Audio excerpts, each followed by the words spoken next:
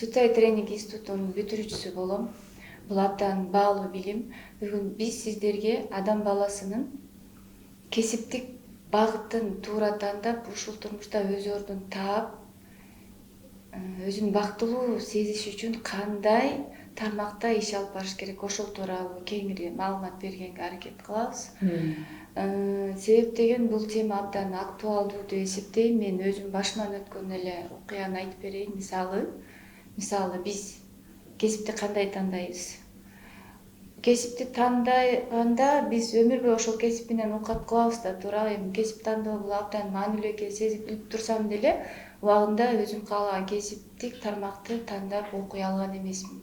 Себеп деген айтор ата эненин кеңеши болду же социум тараптан түрткү болду, билбейм. Мен башка тармакта эле окуп иштедим, бирок ал тарапта да өнүгүп, өсүп, ийгиликтерди жарата билдим, жакшы баары. Бирок негетир эле иштеген ишимден кубануу сезим жок да, ырахат ала албайм. Кайсы бир убакыт өткөндөн эле тажап баштайм да, ал жактан деле кетким келе берет. Мындай бир ишти жасагандан кийин сүйүнүп ушул ишти аткардым деп иштен бир сүйүнүү сезим болот го, ошол нерсе жок да. Анан эле көп жумуш котордум. Улам эле жаңы жумуш которуш деле оор экен. Анан менин жолдошум аскер адамы, биз деген заманбап көчмөндөр деп коем. Ал кайсы жакка кетсе ошол жака эле жумушка кирип иштеп, ага шылтап койчумун. А чындап келгенде иштеген ишимден мен канагат ала албай эле, тажап эле, бат эле башка жумушка кетким келе берет да. Анан жан дүйнөм кыжалат болуп эле бир нерсени издей берет элем да, өзүм да түшүнчү эмесмин. Анан эмнеге ушундаймын деп өзүмө көп суроо берет элем. Анан коомду жакшылап карасам, мага окшош адамдар көп эле экен. Өзүм ордун таппай атам, эптеп эле баягы намыска бекпиз да, жашаш керек, иштеш керек, акча табыш керек деп келе жатабыз инерция менен. Бирок жан дүйнөбүз ачка да, негедир. Ушундай нерсени көп байкадым. Анан көрсө, суцай илимине келгенден кийин көп маселени түшүндүм, көп суроого жооп алдым. Көрсө, адам төрөлгөндө эле Алла Таала мага тубаса касиетти берип коет экен. Кыргыздарда айтат го, маңдайына жазган, бешенеңе жазганын көрөсүң деп. Көрсө, бешенеге жазып коет экен. Адам төрөлгөндө эле сен дипломатсың, сен стратегсиң, сен ушул ишти аткарасың, сен бул миссияда иш алып барасың деп бешенеге жазып коет экен. А биз аны билбей эле баягы турмуштун угу менен турмуштун аралысын тартып келе берет экенбиз да. Ошон үчүн кесиптик багытты туура тандап, өзүбүздүн осуйпабызга түшкөнүбүз абдан маанилүү экен. Бул жан дүйнө үчүн абдан маанилүү экен. Анда азыр мындай кылат экенбиз да, ошол институтта берилген биздин инструментибиз менен же болбосо методологиясы менен бөлүшөлү. Кесип тандоодо туура кесипти кандай тандайбыз, жеке инсандын өзгөчөлүгү, ар бир инсандын өзүнүн кесиптик багыты бар. Биз мынтип түшүнөбүз, ал шыктуу экен, ал жөндөмдүү экен, же болбосо ал таланттуу деп түшүнөбүз. Бирок билим алгандан кийин, сиз айтып өткөндөй эле, убакыт өткөндөн кийин ал анык эмес болот. Орун которуу, жумуш которуу көйгөй. Азыр учурдагы талап кесип тандоого, азыр бүтүрүүчүлөр да кесип тандоого келатат. Ошондой эле биз 50 жашка чыкканда дагы биз өзүбүздүн ишмердүүлүгүбүздү, өзүбүздүн ордубузду тапканда гана жан дүйнөбүздөгү же болбосо ой максатыбыз, тилектерибиз ишке ашкан болот экен да. Качан гана менде реализация болгондо. Азыр темага өтө турган болсок, мындай. Кесип тандоого келгенде ар бир жеке инсандын өзгөчөлүгүнө келели. Биз жеке инсанды 9га бөлүп карайбыз.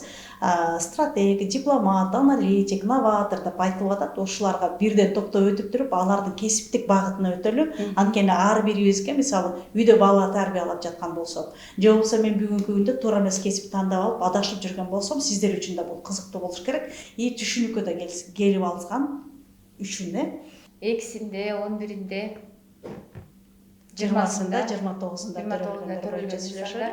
Булардын сапаттуулугу, булардын ишмердүүлүгү, же болбосо кесипкөйлүккө келгендеги өзүнүн орду. Бул сандарда төрөлгөн инсандар эмпат болушат. Башкача айтканда, сезимтал болушат. Биз буларды суцай илиминде биз буларды элчилер, дипломаттар деп айтабыз да. Буларда эмне мыкты иштейт? Буларда эмпатия иштейт. Башкача айтканда, адамды аралыктан денеси менен сезет. Буларга ушундай ой жүгүртүү келет да. Эгерде экилердин дипломаттардын алдына бир адам келип калса, булар аралыктан адамдын энергиясын сезет, денеси менен сезет, анан ал адам менен мамиле кургусу келет. Дайыма мамилени көздөшөт, дайыма туура мамиле түзгөндү каалашат. Себеп деген эмпатия денеси менен ошол адамдын энергиясын сезгенге мүмкүнчүлүк берет. Бул эмпатиялык энергия адам менен мамиле курганга көпүрө болуп берет.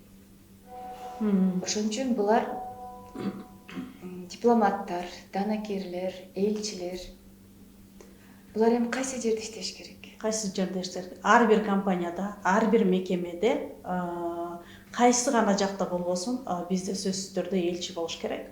Себеп дегенде булар ынтымакка чакырган адамдар.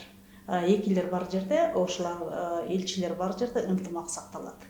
Эл аралык, үй бүлөнүн ичинде, тууган уруктун ичинде, мекеменин ичинде ымала болот.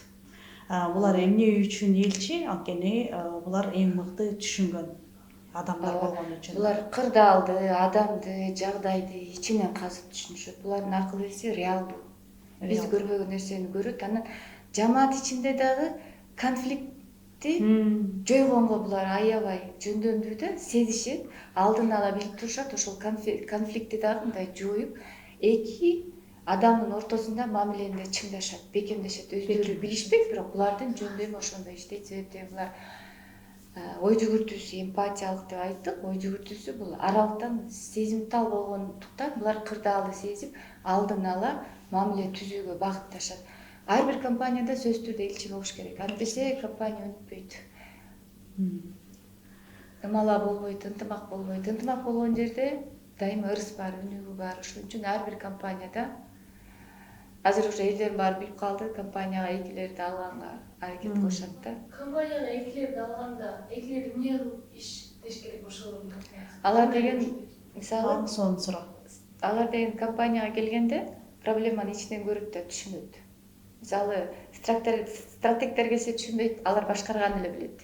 Мен айттымбы, канаке мага ушул ишти аткар дейт. Экилер болсо түшүнүп атат, кайсыл жерде мүчүлүштүк бар, кайсыл жерде кадр аксап атат.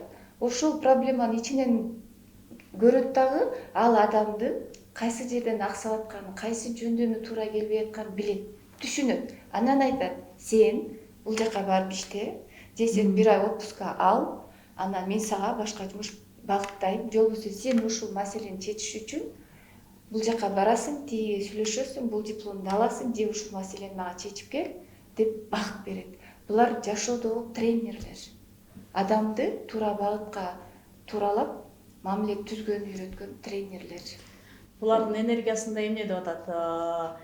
Эмне үчүн элчи болуш керек? Эмне үчүн ар бир мекемеде, ар бир жааматта болуш керек деген бул эмне? Булар тренерлер деп атат, булар бүгүнкү күндө менторлор деп атат да.